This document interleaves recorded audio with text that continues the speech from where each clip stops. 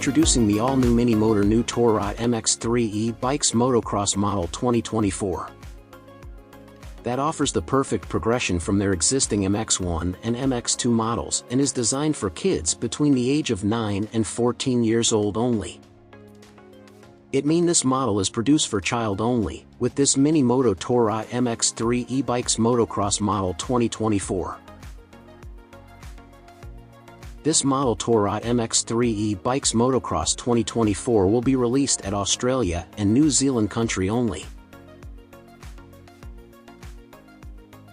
How do you think for this Mini Motocross? Please let me know your feel by comment below. Thanks for watching.